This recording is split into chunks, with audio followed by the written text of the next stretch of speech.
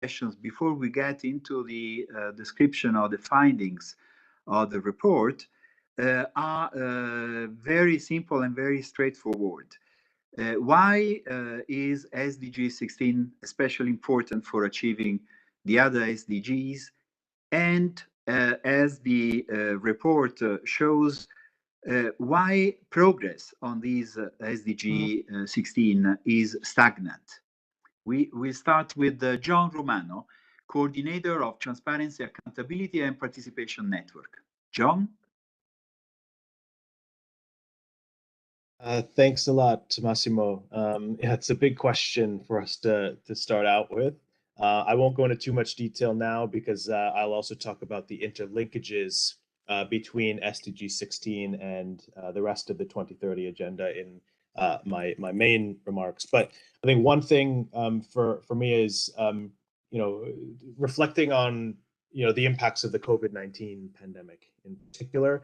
I think we saw very clearly where there's been a critical lack of investment around SDG 16 issues. So a lack of investment in institutions and governance and justice over many years and decades even.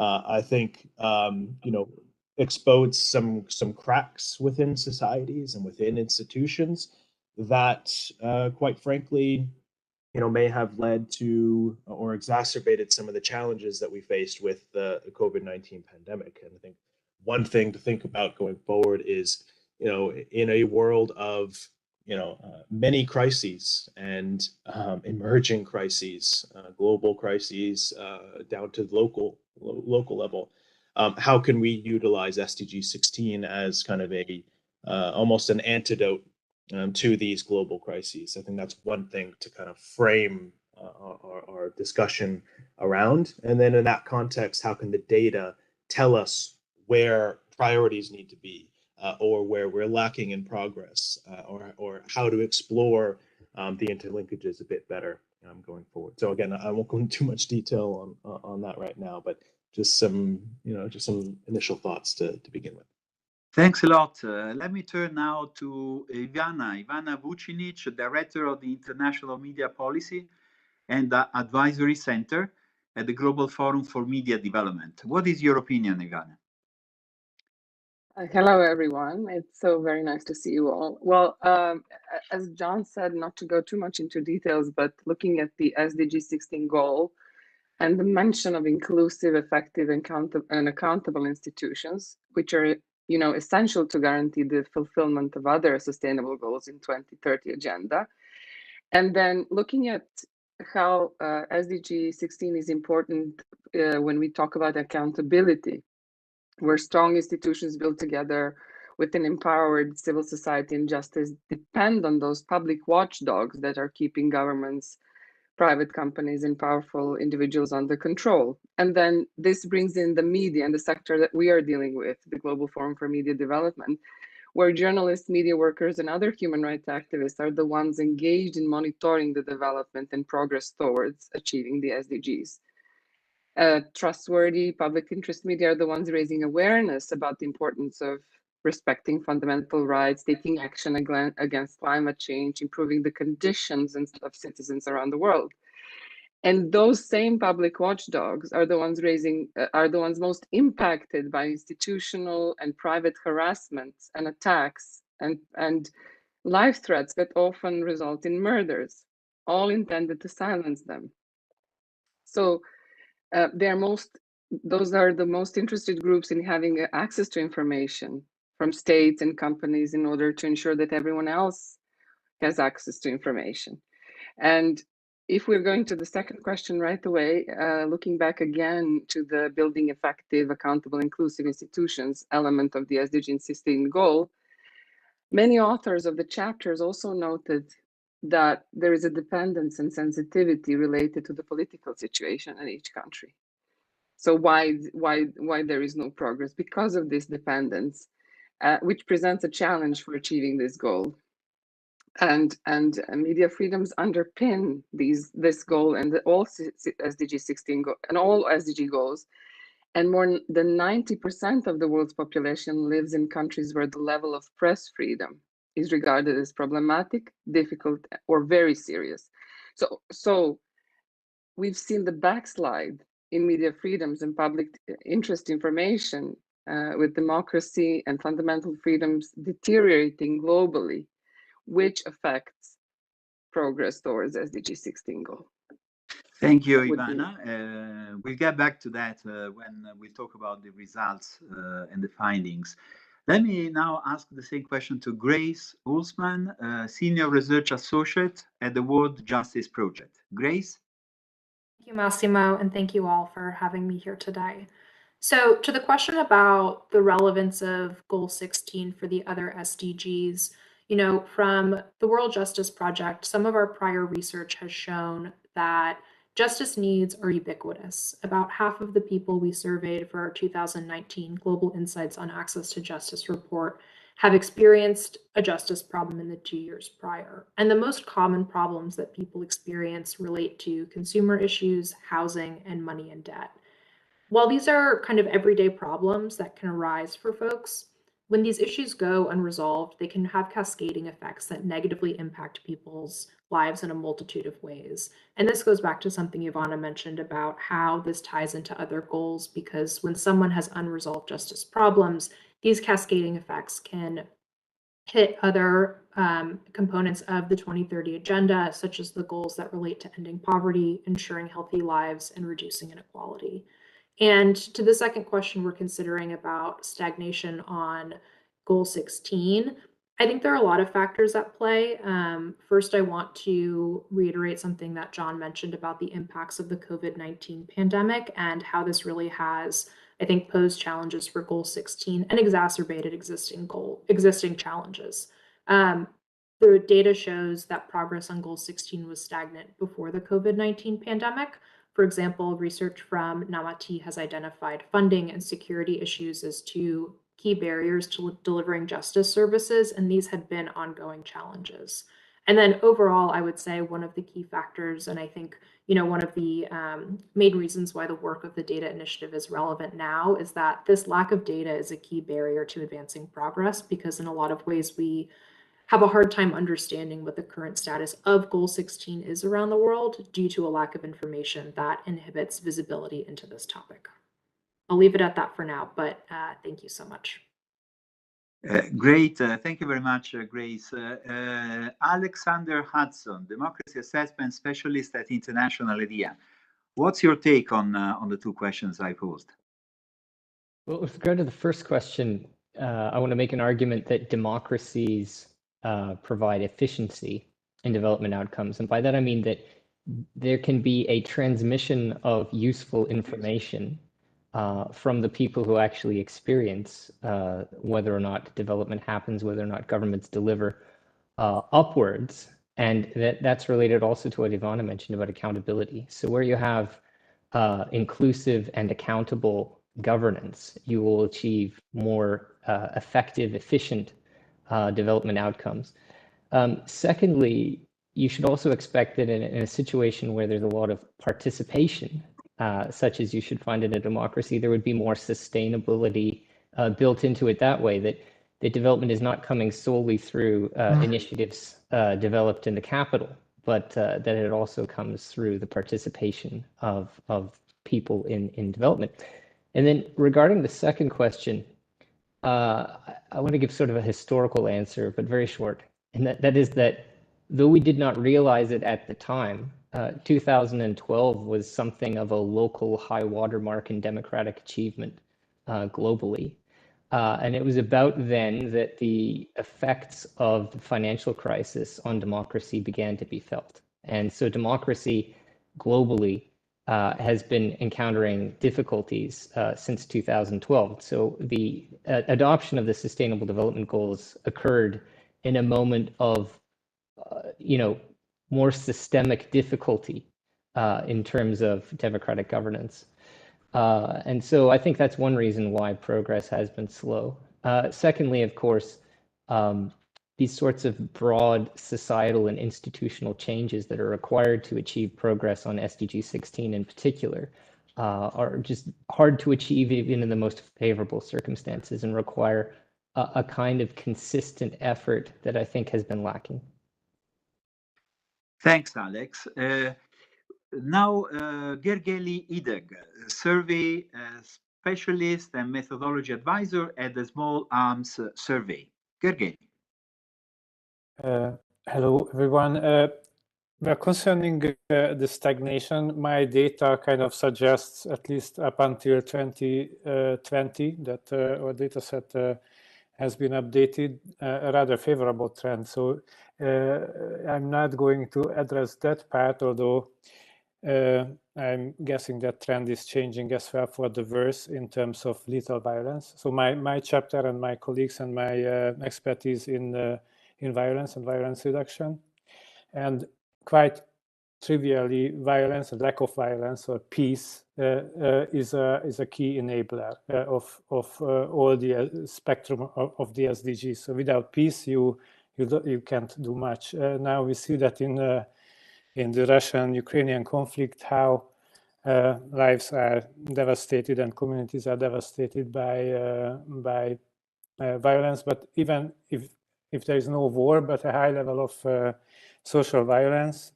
that usually means that investments that normally go to health care, to education, to all kinds of initiatives that relate to human advancement or societal advancement are redirected to law enforcement, to building prisons, and to trying to keep the streets safe. That is reflected by the enormous budgets of the police department in the US, for example. So I don't think it needs much argument that peace is a key enabler of the whole SDG framework. The World Bank had a study on the Millennium Development Goals in 2011, where they found that countries which had been in conflict or were very fragile at that time showed zero progress on MDGs. So we can assume that the similar would happen in the SDG agenda as well. Finally, what is often overlooked, that peace is also a key prerequisite of having feedback on the progress of social development. So without peace, you don't have functioning state services that would collect all the data that now we are analyzing in most cases throughout the SDG spectrum, that would help us to see if we are on track or not in achieving our SDGs. So peace is very important enabler of the feedbacks that we are collecting in that regard. Thanks a lot, Gergely. Let me turn to Toby Mendel, Executive Director, Center for Law and Democracy. Toby, your views. Thank you, Massimo. And I have one quick point for each of these questions. And my first point is, I mean, if we think of SDG 16 as really being a foundation of democracy, human rights, and good governance for societies, it's hardly new to connect that to development success. I don't want to date myself, but from 92 to 94, 30 years ago, I worked in CEDA's the Canadian International Development Agency's Human Rights Policy Unit, and we spent that time studying those links, and it was very well established even at that point. And just to give a couple of current examples, I mean, a year and nearly 2 years ago, Myanmar fell off a democratic cliff, and it quickly fell off a developmental cliff as well. And even China, which for a very long time seemed to buck that trend, now in the post-COVID period, we're seeing sort of bizarre autocratic responses to COVID from China that seem to be really impacting its economic growth and other development issues. So I think there's it's a well-established point. On the second point, I think if we step above some of the detail of the SDG indicators, I think it's no secret. In fact, it's notorious that the world is going through a radical democratic backsliding these days. It is not just sort of semi-autocratic countries or countries struggling with democracy, even the most developed democracies, and I won't mention name, but some of the most developed Western countries have struggled even to hold proper elections. So I think everybody knows what I'm talking about. So I think that we've seen a very significant backsliding globally of democracy, and of course, as we measure our SDG 16 indicators, that it gets reflected in that. So those are my comments to those two issues. Thanks. Well, I'm trying to guess what you were referring to. Maybe I will understand it by the end of today. Thank you, Toby. Great points. Let me turn now to Fletcher Cox, visiting scholar from the University of Denver, and also at International IDEA. Fletcher, your take on this. Massimo, thanks so much. I think my comments will echo some of the sentiments of Toby and also Gergely, but SDG 16 is a very ambitious, forward-looking goal, but it's really embedded in evidence from peace research. As they've both very clearly articulated, extreme poverty concentrates in conflict-affected countries. There's really strong research that shows the condition of conflict affectedness or fragility correlates with a lack of progress. This was true of the MDGs, and it looks like it's true from this report of the SDGs as well. Well, we know from peace research that wars and protracted armed conflicts increase poverty in the short term as well as the long term, often by undermining government institutions in terms of authority, capacity, and legitimacy. And then there's a third dimension here that I think will be relevant to our overall conversation is if you look at the Journal of Peace Research and their annual report on kind of dynamics of armed conflict, one of the new things about armed conflict today is that armed conflicts are increasingly internationalized. It means that their effects aren't concentrated in one particular place. They spill over very, very quickly. And so spillovers and conflict complexes have really fed into the global refugee crisis. And as we know, the global refugee crisis has played a role in causing many countries to become more inward-looking than outward-looking. And a lot of this has to do with domestic politics. It can be difficult to win an election by kind of running on increasing official development assistance rather than focusing on issues that might be closer to home. On the second issue, again, there's a lot to say that I know will come out in our conversation today. But in Alex's chapter from International IDEA, he was talking about how the Montreal Protocol might be an example of a moment of effective international collective action. And just kind of taking a look at the political economy research around kind of why the Montreal Protocol was effective at a particular moment in history, there's some unique conditions there that might lead us to think about particular factors that might explain why we're seeing stagnation around a goal like SDG 16. Around Montreal, there was kind of relative certainty of what non-response would look like. It was a relatively low cost kind of global response. The interest groups that could potentially organize and mobilize kind of against global efforts at that moment in history were kind of relatively weak. And then there's a lot of research that shows kind of the importance of US leadership in important moments where effective global governance has moved forward. So those issues of certainty and cost and interest groups and kind of dynamics of power in the international system, I think they're all relevant for thinking very carefully about where we are today around progress on SDG 16. Thank you, Fletcher. Let's complete this first tour de table with Miguel Ángel Lara Otaola, Senior Democracy Assessment Specialist at International IDEA. What are your views, Miguel? Thank you, Massimo, and hi, everyone. I'll be quick.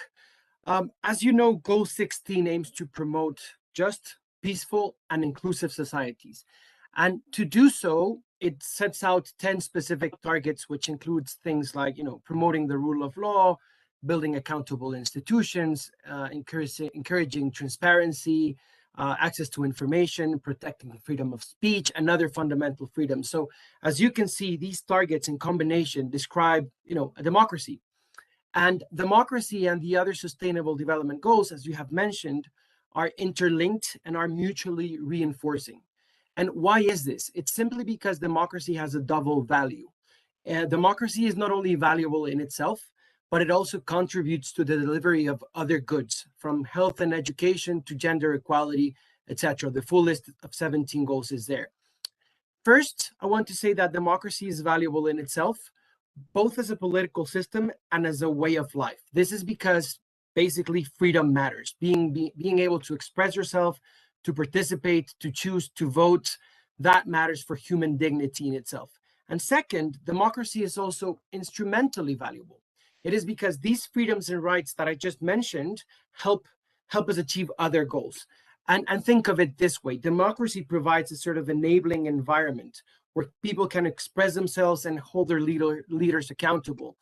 So let's say that if you want to change something, or if there's something wrong in your community or your country, you can speak up, you can go to your local radio station, you can sign a petition, you can protest, you can send a letter to your congressman or woman, you can participate in an NGO and advocate, you can take to the streets, and all these things matter. And in authoritarian countries, this is not possible. So it's with this in mind that we produced this report and why SDG 16 matters so much for the 2030 agenda. Thank you. Thank you, Miguel. Very interesting bird's eye view of the outlook. Now we have an opportunity to go more in depth in analyzing some of the targets and the issues covered by the broad area of the SDG 16 through our data initiative. And we start again with John Romano from the TAP network. John, you already anticipated that you would have addressed something related to interlinkages. So please, John, go ahead. Hey, thanks very much, Massimo. And just as an introduction to the TAP network, for those that we haven't worked with already, TAP network, TAP stands for Transparency, Accountability, and Participation. We're a global network of civil society working around SDG 16 plus collectively and around accountability for the 2030 agenda. I think I won't go into too much detail on the interlinkages between SDG 16 targets and all the other SDGs, because as we've heard already, it's our belief that SDG 16 is not only linked with every other SDG, but that it underpins the entire 2030 agenda. So I think we could be here all day if we wanted to touch on the individual interlinkages here. But I think I just wanted to highlight, some of the things that we highlighted in the data initiative report. I think it's really clear for us on the value of why interlinkages are important. I mean, interlinkages can show us where there are high yield opportunities for positive progress. Investment in one area can lead to a double win around other issues. We know that that's the case. We've heard it just now from the previous interventions, where investment in SDG 16 can lead to development gains elsewhere, and the opposite is also true. So interlinkages also can show us where there are trade-offs and negative externalities of lack of investment or investment in other areas or even other SDGs, and where those trade-offs are, which is also important to think about as well. I think one of the primary issues related to interlinkages, I think this is fairly obvious, but I'll say it anyways, is that implementation is siloed. And this is true from government agencies, but it's also true for civil society or international institutions. Each of us kind of work on our own issues, and I think it's really tough to address where those interlinkages are, in real terms. And I think this is also why data is so important for us, because on top of thinking about, where can my efforts or a government's efforts, again, kind of yield those double win opportunities, is, where are we seeing progress? And I think that's one thing that I think data is important for. It's about telling a story. Data is about storytelling in its purest form. Right? I mean, data points are absolute, but then data is only as useful as the narrative that we craft around it. And so I think the link with how we tell that story is hugely important. And the interlinkages, we can talk in abstract terms about interlinkages, and SDG 16 itself is very abstract and actually very complex, as we know. But I think seeing where those interlinkages play out in real terms and how they affect real people, I think is hugely important for us to not just identify where interlinkages are, but then rationalize, to governments or decision makers or policymakers on why investment in SDG 16 is so necessary, especially at this point in time in history. Right? If we can tell a story of how people are experiencing progress or lack thereof, I mean, that's the rationale for investment and action right there, as opposed to talking about, the indicators and the data and stuff like that. That's compelling to some, but again, how do we sell this message beyond, just policymakers and decision makers? I think is something for us to think about as well. I think one thing, there's a big body of work around interlinkages. We mentioned some of these in our chapter in the report. The Danish Institute for Human Rights has done quite a bit of analysis around the interlinkages between the 2030 agenda and the international human rights mechanisms. And their analysis found that I think 59% of all of the recommendations to international human rights treaty bodies were directly relevant or interlinked with SDG targets just directly, 59%. So I think highlighting the interlinkages between the SDGs and human rights is also another key entry point for us, especially given that the SDGs are voluntary. I think thinking about ways that we can get governments to care more and to act more in a more coordinated fashion, and to kind of also remove the duplication in reporting efforts that we also hear as a complaint from governments. There's too much reporting obligation for them. I think we need to make those arguments that there are many ways for us to address this in a multidimensional way.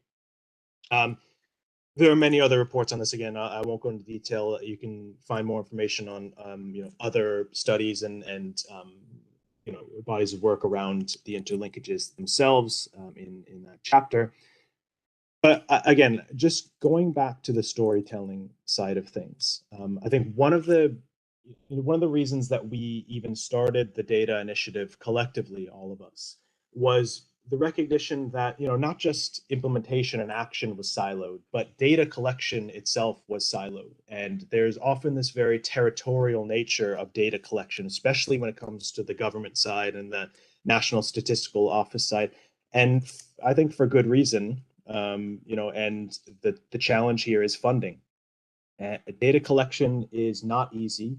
It's not cheap in many cases, but I think one of the highest yield opportunities for us in terms of data collection is, again, the data that tells the story the best. And in our view, qualitative data or perception or experiential data is hugely important, because from a reporting perspective, from a storytelling perspective, to me, there's no better way to find out how people are experiencing progress or feeling progress than to ask them, right? We can report on administrative indicators, until we're blue in the face, until 2030. But what that means in terms of how people experience progress, I think is best done by asking people how they experience progress. So I think, again, around the storytelling side of things, I think we need to do better at making a compelling story and an argument for why investment now is needed. We face many, many emerging crises in the world. How do we pitch SDG 16 as an antidote to these big global challenges? And part of it is through the interlinkages. We say, we know that investment in SDG 16 yields, again, progress towards X, Y, Z.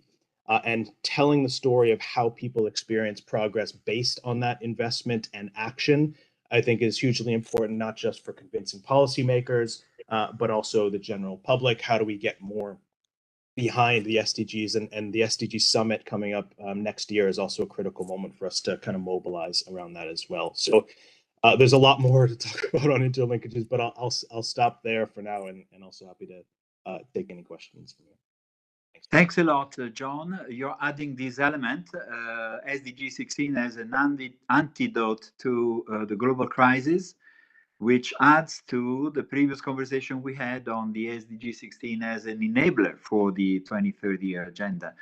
Thank you very much, John. And now, as you know, this is a report that was launched for the first time in 2016. So there are various years already of work that you can compare.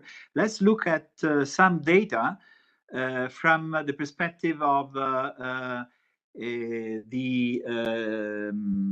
target number 10.3, which is about access to information.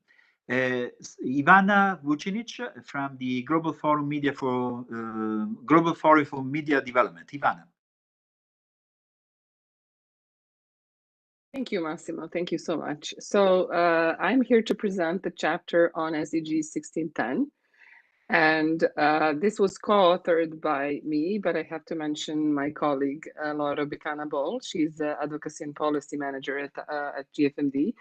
And here present, Toby Mendel, who also contributed to this chapter as well as writing another chapter he'll present later. Related to the SDG 1610 and the progress made on that, I just wanted to share very quickly just a couple of slides here because we are a data initiative. So for data, sometimes slides work a bit better. So the title of our chapter already suggests that that this progress is weak, and I would like to elaborate on why. This is the SDG 1610 target: ensure public access to information and protect fundamental freedoms in accordance with national legislation and international agreements. And these are the two indicators that I will be talking about. One is the 1610-1, verified cases of killing, kidnapping, enforced disappearance, arbitrary detention and torture of journalists, associated media personnel, trade unionists, and human rights advocates in the previous 12 months. It's a bit long. And indicator 1610-2, number of countries that adopt and implement constitutional, statutory, and/or policy guarantees for public access to information. Now, to talk about the indicator 1610-1, it's mostly related to freedom of information, access to information, and safety of journalists. There are a couple of sources for the data, and we've been looking at these at the progress since 2015 for some of the data. One of the source of data is UNESCO Observatory, which is an official source of data, and the other one is Committee to Protect Journalists, which is the leading CSO providing data on these indicators. And as you can see, when we talk about the number of killed journalists, there is a decrease from 2015 until today. And both organizations report this decrease. So UNESCO is reporting 116 killings in 2015, and 62 in 2020, and 55 in 2021. CPJ is reporting 100 killings in 2015, 50 in 2020, and 45 in 2021. So there is a decline. But on the other hand, there's another story, and this goes back to what John was saying about the necessity to put data in context. This is the information about journalists who are imprisoned over the same period or even longer period. So this is CPJ data on journalists being imprisoned since 1992. And there is when you look at this has broadly continued to rise, and even including since 2015 when these goals were set. So as Toby would say, and I'm going to stop briefly now to share. Okay, stop sharing. As Toby would say, it kind of indicates that this is one step forward, two step back situation. And in this sense, in this sense, we also connect this with impunity. Safety of journalists is also very related to impunity.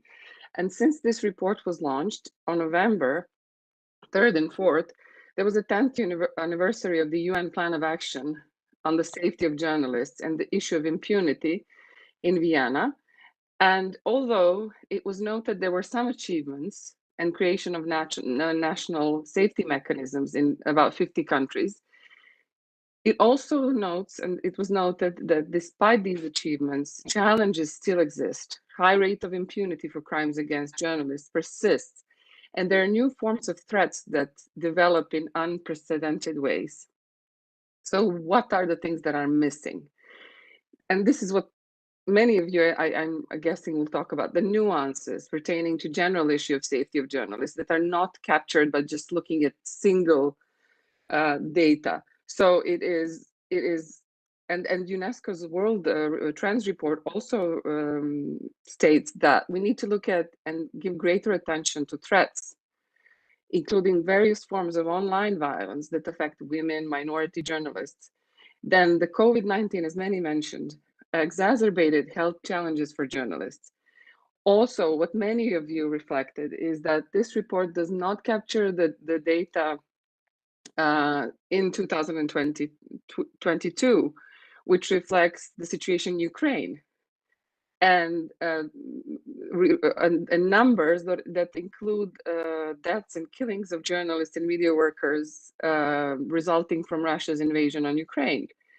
So if we look at the mid-August data, UNESCO's observatory will say that there were 10 journalists that were killed in Ukraine out of a total of 46, and CPJ data is pretty similar. So if we look at all these sets of data separately and without context, the global democratic backsliding, we wouldn't be able to assess the progress. However, within the context and by comparing, contrasting data and looking at the nuances, there is little progress and constant threat of regression. It is evident that fundamental freedoms, including access to information and freedom of expression, are incredibly hard to win and never fully protected against political turmoil, crisis, democratic regression. And just to go back to indicator 1610.2, which is relevant for the adoption of for the access to information laws, and Toby stated here that if we only look, if we set a modest goal that by 2030 the number of countries which lack RTI laws is increased by 50%, and looking at the data, we are fully on track. But if the level of ambition is increased from 50% to 75%, then we are rather far behind. And there are nuances to the indicator 1610 too. So it might be relatively easy to track adoption of legal guarantees for this right, but assessing the degree to which these guarantees conform to the standards of international law is much more complex. And assessing how well states are doing in terms of implementing those guarantees, access to information, is even more complex. So Amanda, if you let me share just one more slide here to kind of make it easier to explain. Here we go. So this one is related to strength of RTI laws. So this is also prepared by Toby. And here you can see that there has been, if we look at the assessment of the quality of laws adopted between 2015 and 2020, there has been improvement, but then there has been decline. So the 2015 to 2020 average is nowhere near as high as the average for 2005 and 2010, which was the best period for the quality of these laws. And for the 2022, the laws that were adopted were pretty weak. Amanda, we can stop sharing. Easier like this. But it is a small sample of just 5 laws that have been adopted in the 2022. Now, if we also talk about implementation of RTI laws, there are 3 different methodologies. RTI evaluation, UNESCO mixed self-assessment, and Freedom of Information Advocates Network, FOIA network methodologies. I'm not going to go into details on these methodologies. There is all of that in the chapter, but to point out that they have been evolving over time. So it is difficult to compare the data. So if from year to year, because if the data sets change, it's hard to kind of compare and draw conclusions. And there is no central depository for these assessments that kind of puts all the data in one place. And finally, to conclude this part of our conversation, progress towards the achievement of the indicator 1610.2 can be described as modest, unless we set a very low goal. So if we're a bit more ambitious, it's a very modest progress. And it is clear that more needs to be done in terms of adopting and improving the strength of the RTI laws. On the implementation side, more still needs to be done to generate reliable and comparative data. And then we're going back to the title of our chapter, which concludes that the progress on access to information and respect for fundamental freedoms is weak as we approach the halfway point. Thank you very much, Ivana. So we have weak progress. We need more data, but we need also to put them in context. And the general sense is that we are not living up to the ambitions of when we adopted the 2030 agenda on this topic. Let me now turn to Grace Holzman on the access to justice and the rule of law target of SDG 16. Grace?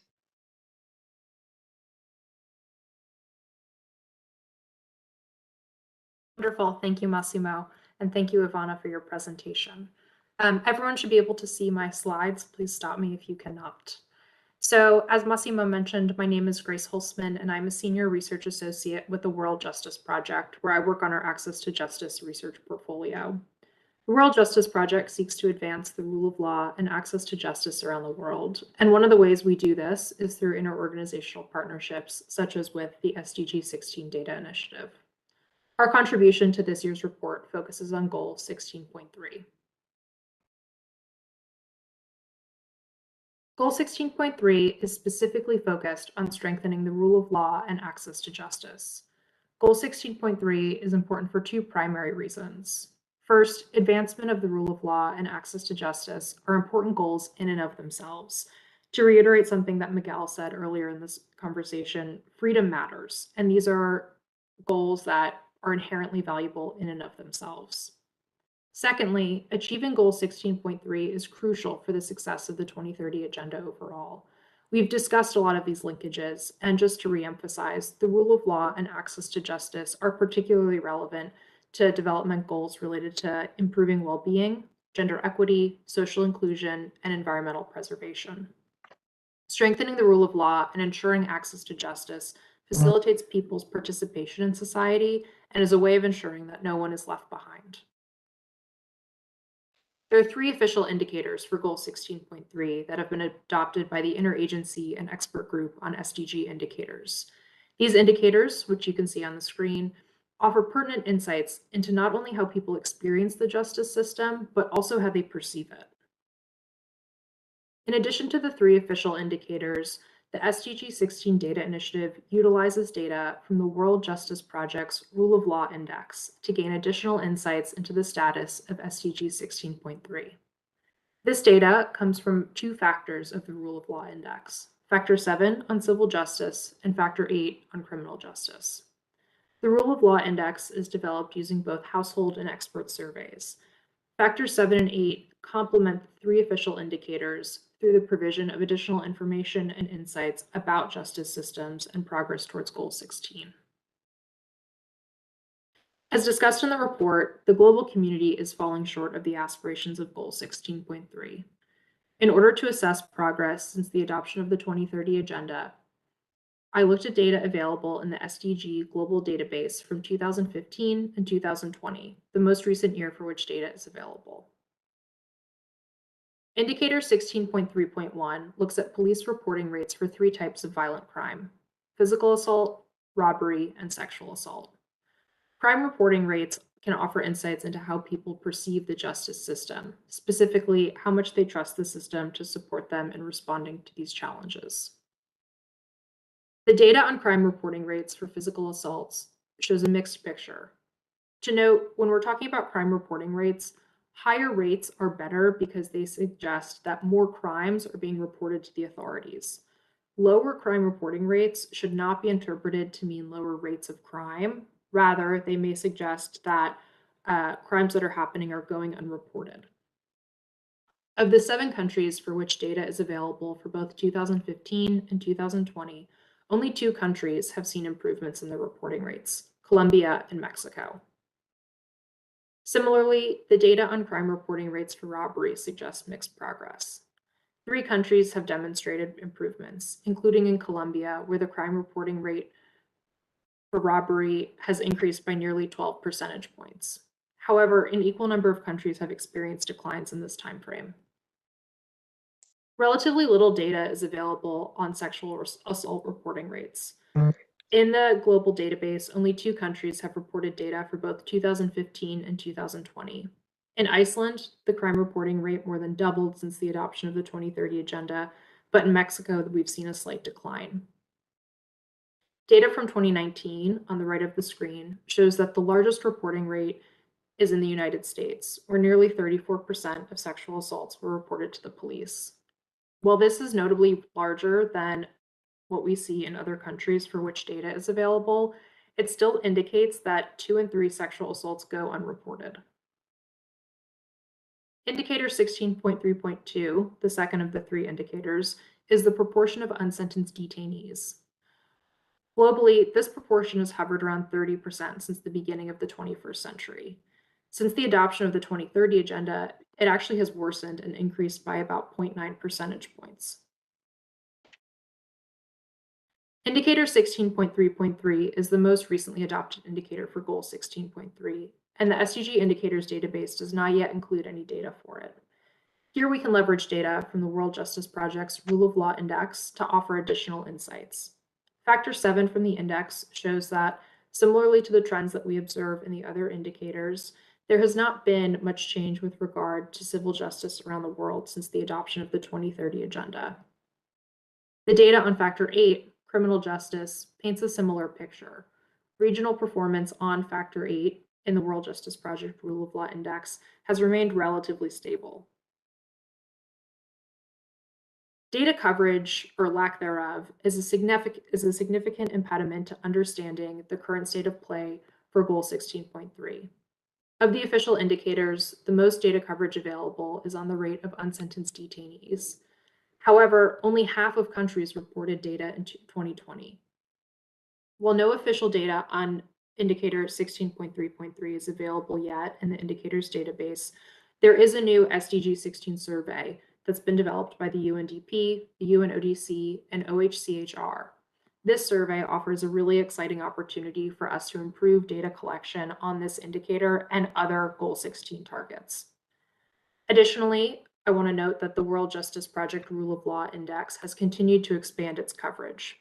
139 countries and jurisdictions were included in the 2021 index, which is the data that I used for this chapter.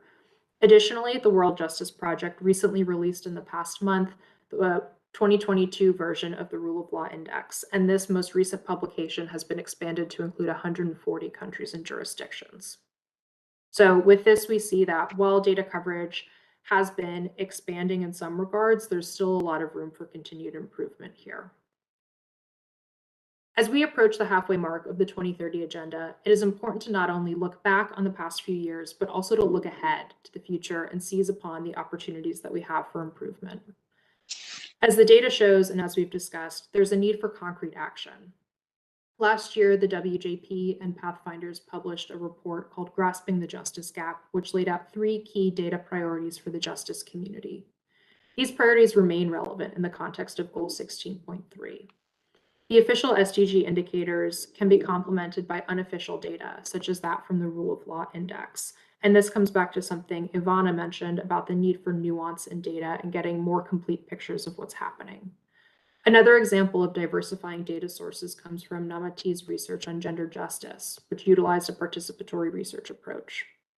Additionally, research from Namati has further highlighted the importance of investing in and protecting justice service providers and actors, particularly those who are working at the grassroots level.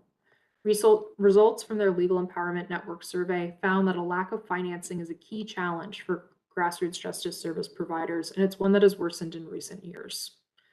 In all, we see that there's a really clear opportunity for decisive action towards advancing access to justice and the rule of law. As the global community looks ahead to a new year, it is crucial that data is leveraged to inform and advance actions on justice for all. Thank you very much for your time, and thank you to my colleagues at the Data Initiative for having me. Please feel free to contact me with any questions, and I would encourage you to visit our website for more information about the World Justice Project. Thank you, Massimo. Thank you, Grace. I would say key elements from what you said. We are falling short on the goal on access to justice and the rule of law. And data are important, and there is still poor data coverage, and we should improve on that as well. Well, I can't do justice to what you said in full, but this is already very, very interesting. Let me now ask Alex Hudson, my colleague from the Democracy Assessment team at International IDEA, how is progress ongoing on inclusive, accountable, and democratic governance? Alex?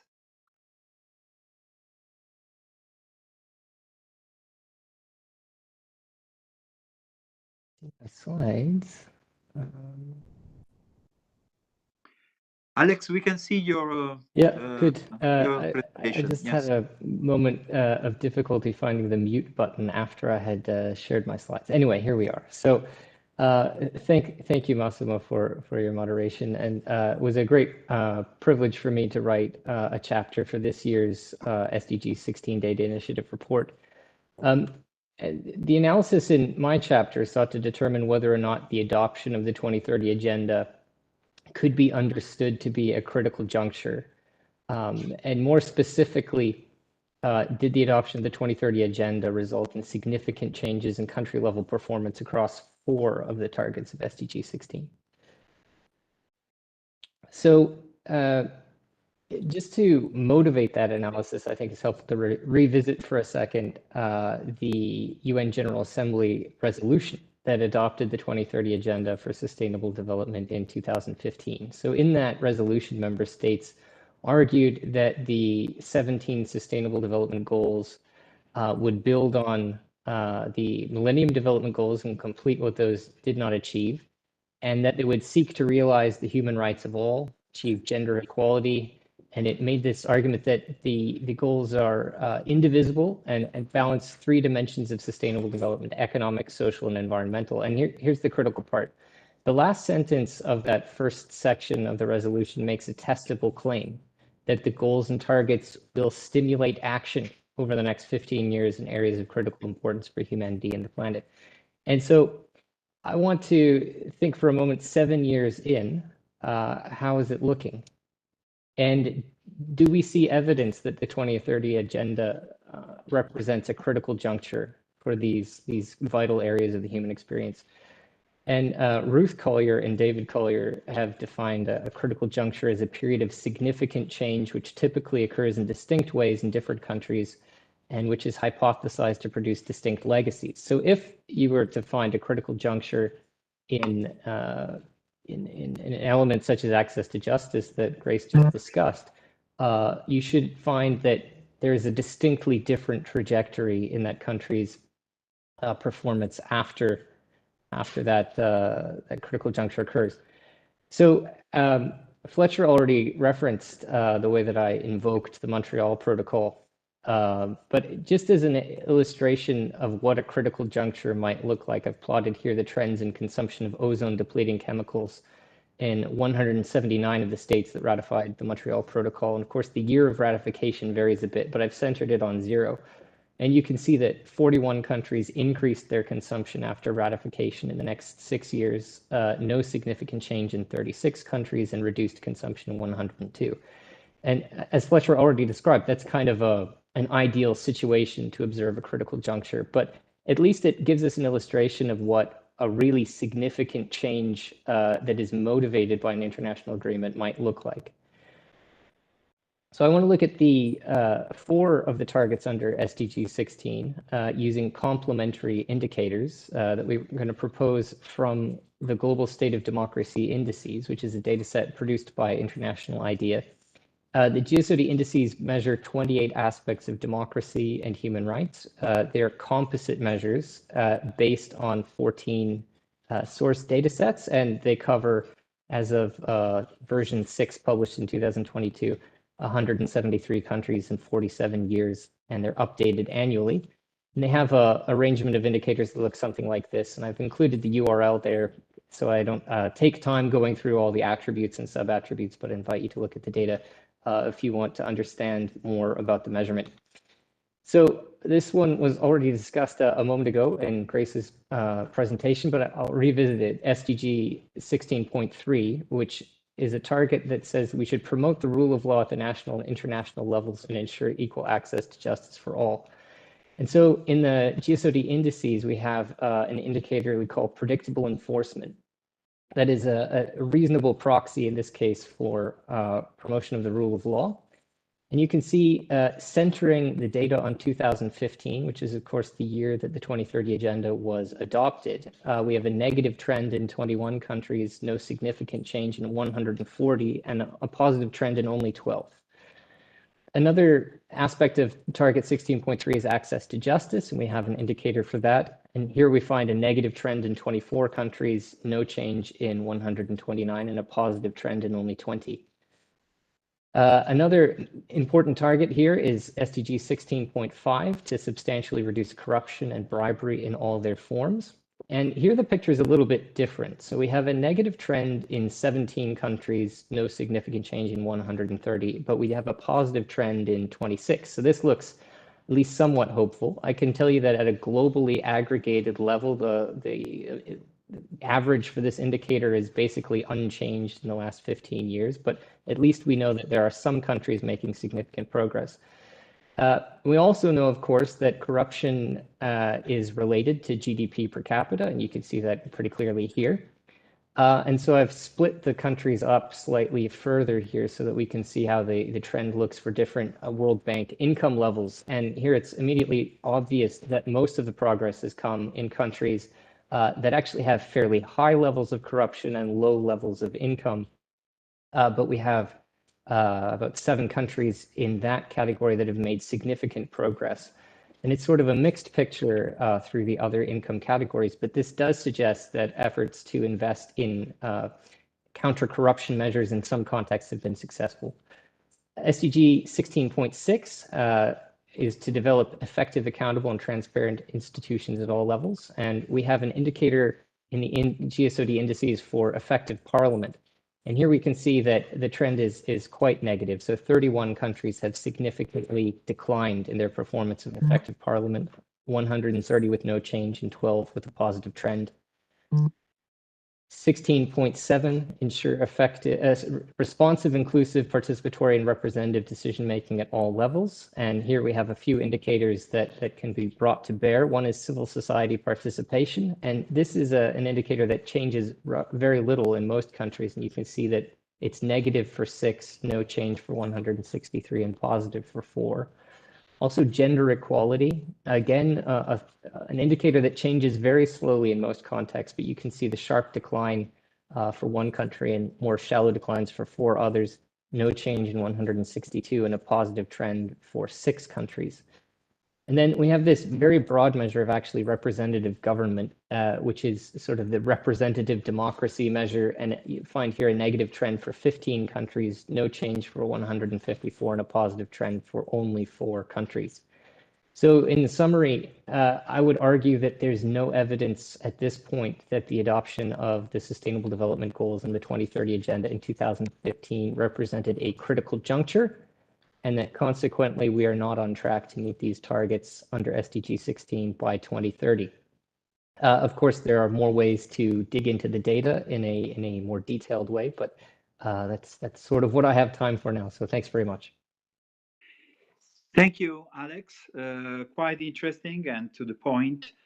So some mixed the picture on access to justice, some positive trends on corruption, transparent institutions, negative trends, and the 2015 adoption of the 2030 agenda was not a critical juncture if we have to judge the situation as it is now. But we still have another 7 to 8 years, so let's not lose hope. And let me turn now to Gergely Ideg from the Small Arms Survey. And Gergely, are we on track to significantly reducing lethal violence? Over to you.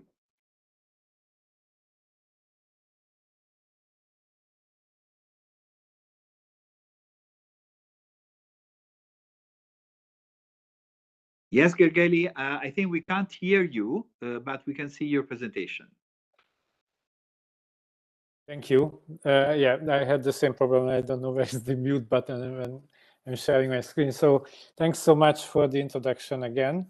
I'm representing the Small Arms Survey, but also my dear colleagues Gianluca Bo and Anne-Séverine Fabre, who were my co-authors of the chapter, of which I'm about to give you a couple of snapshots, but I recommend everyone to read it because it has lots of information, and we have very little time now to summarize what's in it.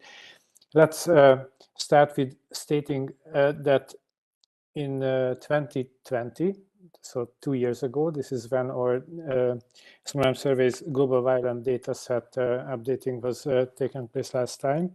There was over 500,000 violent deaths in the globe. So it means that 1 out of about every 112 global deaths are due to violence, which is less than 1%, but it's a highly preventable 1%, and therefore it definitely deserves attention.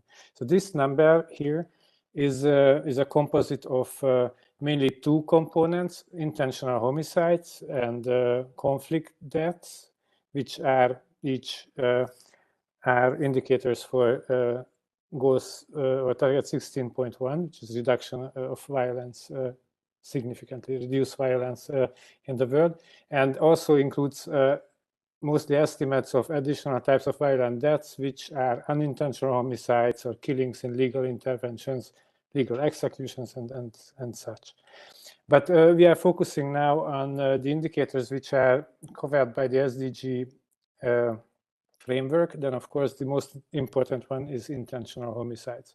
And 16.1.1 focuses on the homicide rates, and it looks for a significant reduction of homicide rates over time. I don't know if my arrow is visible or my cursor is visible or not. Can you tell me?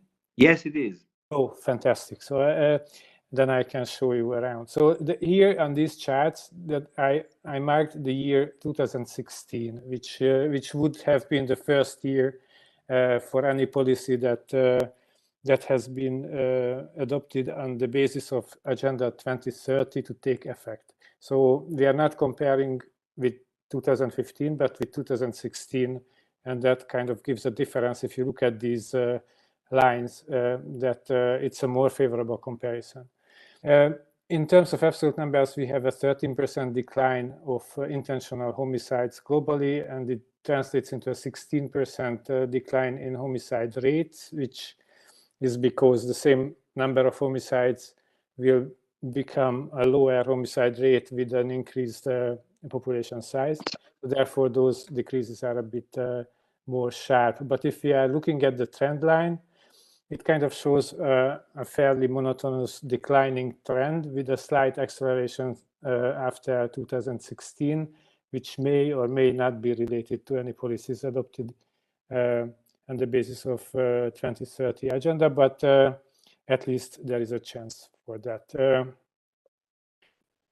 The other big component is conflict deaths. So the indicator itself, 16.1.2, is conflict deaths, including direct and indirect deaths as well. For indirect deaths, the measurement is basically totally missing. So what we have now globally is an assessment of of direct conflict deaths, which means that those fatalities which are resulting directly from armed actions or gun-related injuries or injuries from explosives and such. And there we see, on one hand, a very impressive decline compared to 2016, but like Alex was saying that there was a high backslide or a very strong backsliding in democracy since 2012. There was also a high increase in conflict lethality or number of fatalities after 2012 and 13, peaking in 2016. Compared to which now we are down by 50%, which is a great achievement. But that 1.33 per 100,000 violent death resulted by conflict is still about twice as high compared to the period before 2012 and 2013. Is an important aspect that is especially important in lethal violence is the gendered aspect. Of course, most of the victims of violence are men. About a quarter of violence victims are about 1 in 5 or less. It's 17% of the victims were women in 2020. But it's important to see that it's a record low. The 2.3 per 100,000 victims of violence is again a record low number, and resulting of a decrease for 5 consecutive years since 2016. So all these lines seem very nice, and we could be optimistic that we are on track towards a significant reduction of lethal violence. But there are a few caveats that, just as we see with Grace that before. Even for these two indicators, the 16.1.1 and 2, which are relatively major indicators, many countries are reporting, but a lot of the numbers are missing, and a lot of the disaggregations are missing, which is equally important or almost equally important. This is because of non-reporting countries not reporting. There is probably also cases of data suppression, so countries are not reporting because they don't like what they should have to report, or they are probably masking some of those numbers. There are, of course, undocumented deaths in violent context, especially in armed conflicts, but also otherwise. In this year's event, this Russian-Ukrainian war is going to be a big game changer in terms of how conflict deaths trend line is looking. Now we are towards 80-ish thousand fatalities this year, of which at least half will be represented in our data sets. The rest is always, there is always an underreporting of these numbers. But anyway, it is going to be a big game changer in how the progress will look like after this year. And then there are many emerging conflicts or re-emerging conflicts which could kick in and could totally change the landscape that I'm pointing here in the last 2 points. So I'm yielding back. These are some of the highlights, and I'm ready to take questions later on. Thank you very much, Gergely. Data show some positive trends, but perhaps they are not all rosy. There is a lot of dark matter, as you highlighted. Data are missing, there is data suppression, data disaggregation is also lacking, and there is the big factor of the war in Ukraine, which is still unreported because the data cover only up until 2021. Thank you, Gergely. Let me now ask Toby. Toby, you have the opportunity to provide some views based on your chapter. What is your assessment of the situation? Okay, well, Toby Mendel, Executive Director, Center for Law and Democracy. Toby. Thank you. So it's my unhappy task to provide an overview of progress across all of the targets reviewed. And I say unhappy task. Usually I like reporting and like to present this wonderful work that's being done by civil society. But I say unhappy because as I think the presentations so far have already made clear, the progress is really dire. And I just want to note, of course, our results are based on civil society non-official data. And sometimes people may have the impression that civil society, and of course I'm a member of civil society, but civil society is always painting a negative picture, and no matter what's happening, it's always doom and gloom from the side of civil society. And I confess that even myself have sometimes been critical of civil society for doing that. In the 1990s and early 2000s, human rights organizations kept talking about how things were getting worse and worse. But the whole of Eastern Europe had been moved away from repressive communist states and things like that. So, but this time, the civil society predictions really are correct, really are very reliable. And of course the data that is reflected in this report is all very, very scientifically produced and very methodologically sound. And I think that we can see this time at least a high correlation between the kinds of statements that are being made by civil society and the kinds of statements that are being made by other observers, including official observers like UN actors. And so I mean, it's not just civil society saying these things. I would like to review a few background points. I'm not going to, I think everyone has presented their data, presented the trends in each chapter. I'm not going to repeat that, of course. I do want to talk about some of the special features of assessing progress in the SDG16 space. And the first is that, the UN goal here is that we should make substantial progress by 2030. That's already a fairly vague, probably deliberately vague standard. But it's particularly unclear in the SDG16 space. We can debate whether it should be, Ivana said that, if we look at the number of countries that have adopted laws, if the gap is reduced by 50% or 75%, we can look at numerical things. But for example, what does substantial progress in terms of reducing corruption, in advancing the rule of law, in advancing implementation of access to information laws? What does that look like? And I think that in a lot of development areas, we can sensibly reduce progress to reasonably linear numerical assessments. And of course, we need to do that even in the area of SDG16 because we need to have things that we can measure, but I'm not sure, how much that really tells us about progress. So I think that's one of the first, real challenges here.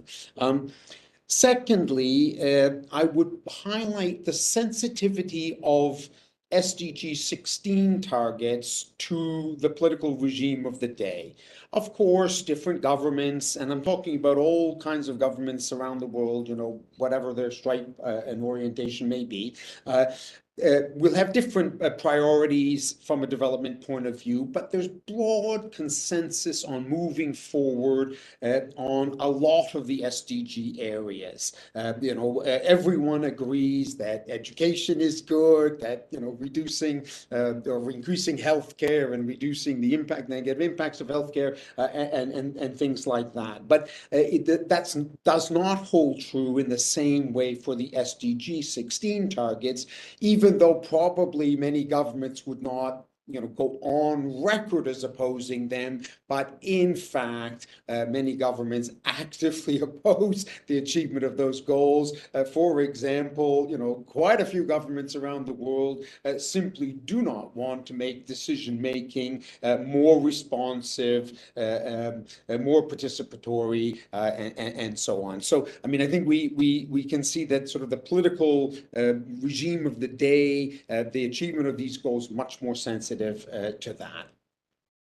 And I would say closely related to that is that progress on many of the SDG 16, many of the SDGs in general, outside of, I would say, crisis situations, is largely unidirectional in a positive sense. Of course, it doesn't, that doesn't apply across the board, but by and large, the world is advancing on education, on healthcare, on addressing poverty, even on, discrimination and the environment. Obviously, not quickly enough on the environment, but we're better today than we were, 10 years ago, and better than 20 years ago again. But the SDG 16 targets are much more volatile.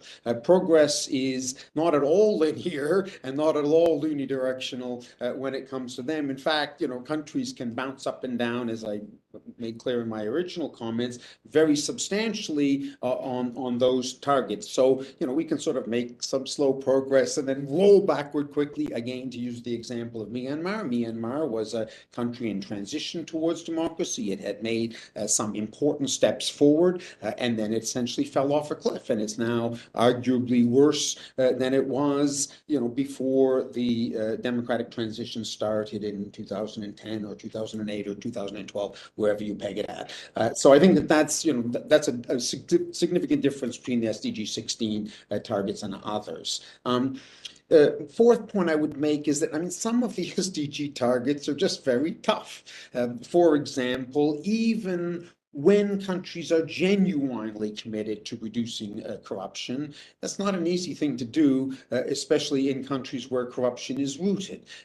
We've seen numerous examples of countries which have put in place, done sort of what they're expected to do, done the right thing in terms of addressing corruption, but still the problem remains persistently there.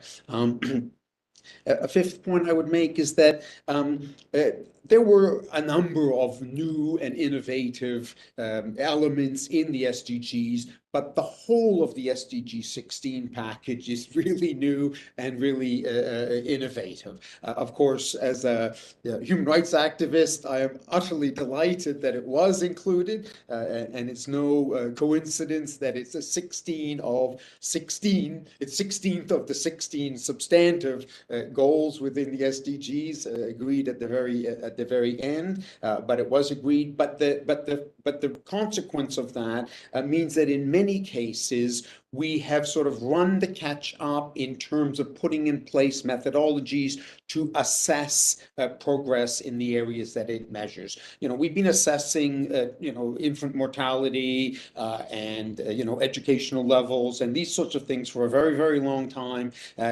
Implementation of access to information laws, some of these other areas are very new for us, and we had to kind of run along and develop methodologies as these indicators were agreed very late on. And in some cases, the methodologies for these have only solidified very, very recently, meaning that we essentially have a very limited range of comparative data. At 6, and relatedly, and we'll speed up a little bit here, several of the indicators that we find in the SDG 16 space are very surrogate, in the sense that there's a big gap between what the indicators measure and what the target actually aims at. And just to give an example, we have killing of journalists and human rights defenders as a measurement for fundamental freedoms.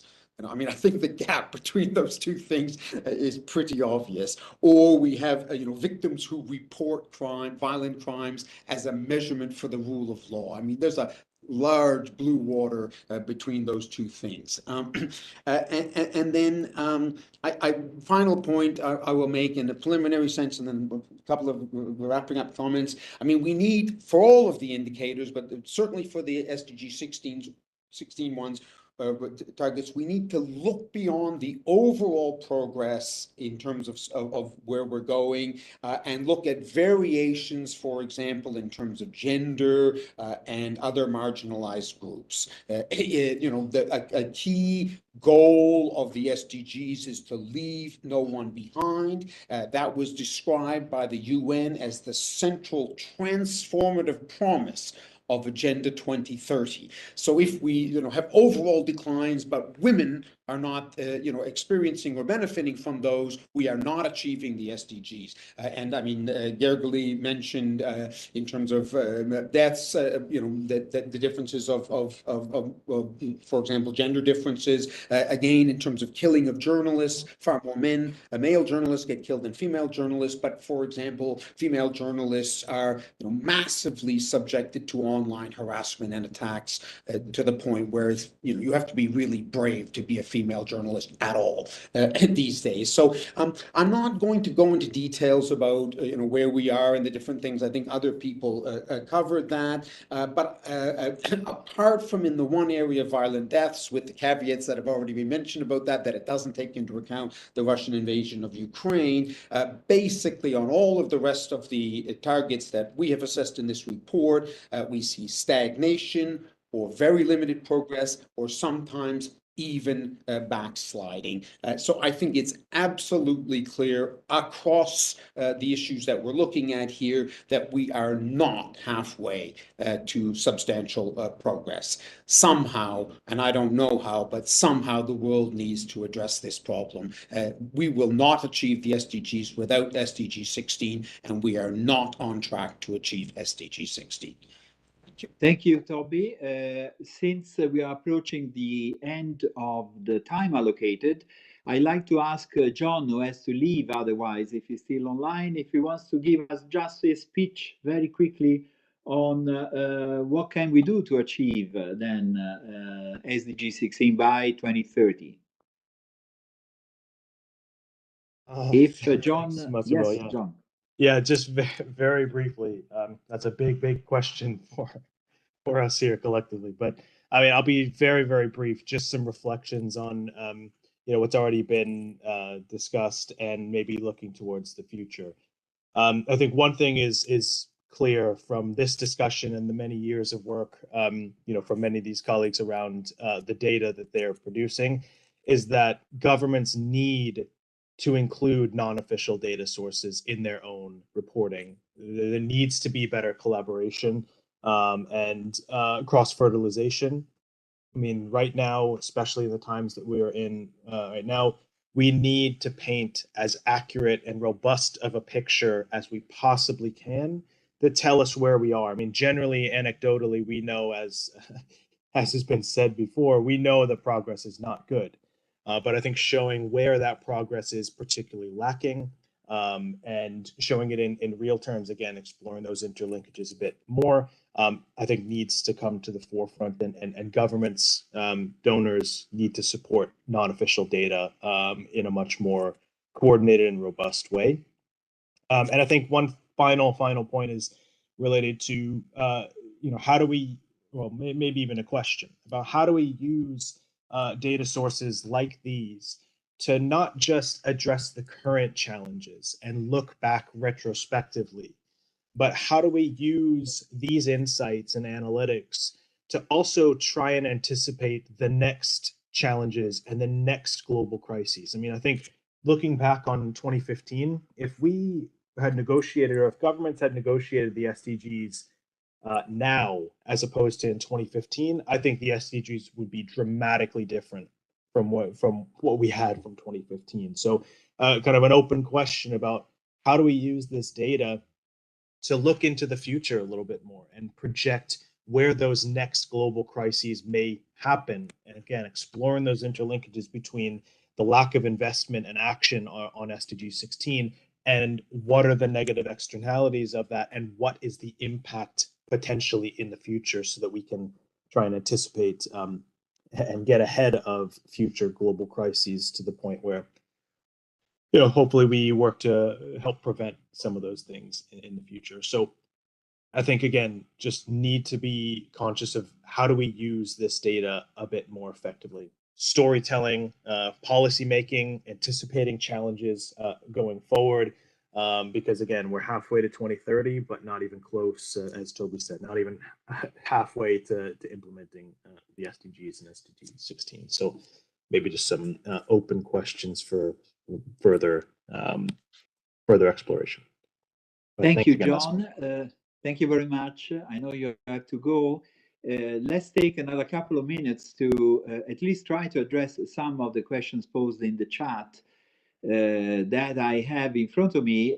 Adam Carroll made actually several questions, but all of them may be boiled down to the issue of implementation of SDG 16 ideas, and how can we make governments accountable for honoring the promises that they made in the 2030 agenda on these important area. John Kaganga also highlighted the need for the grassroots implementation and the importance of financing, which is still a big problem, especially for civil society actors on the ground. And Arilis Bellorini raised an issue about the key messaging. In fact, there is a mixed picture, as we saw. I would say that John captured well the elements of progress and also the worries related to some declines and backsliding, also highlighted by Tony in his wrap-up, and colleagues in the various chapters. So who wants to answer to some of these points made? The floor is open to any of the panelists before we wrap up.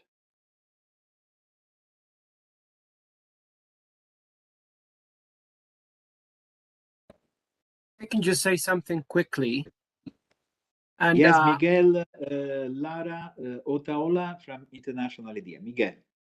Thank you, Massimo. I think one problem, because there's many, of implementation for this is that currently the UN is only relying on official statistics provided by the countries to track and monitor not only SDG 16, but also other SDGs. And these are clearly not sufficient. And this is one of the things, as I mentioned there in the chat, one of the virtues of the SDG 16 Data Initiative is that we advocate for using other data that is also very robust, very reliable, combining different sources on rule of law or on democracy or on conflict that can help us get a better picture of the challenges and what we need to do more specifically. I always say that one of the targets of SDG 16 has to do with the rule of law, but the indicators that are used currently only focus on violent deaths. Of course, that is a part of the rule of law, but we also have to think about the due process,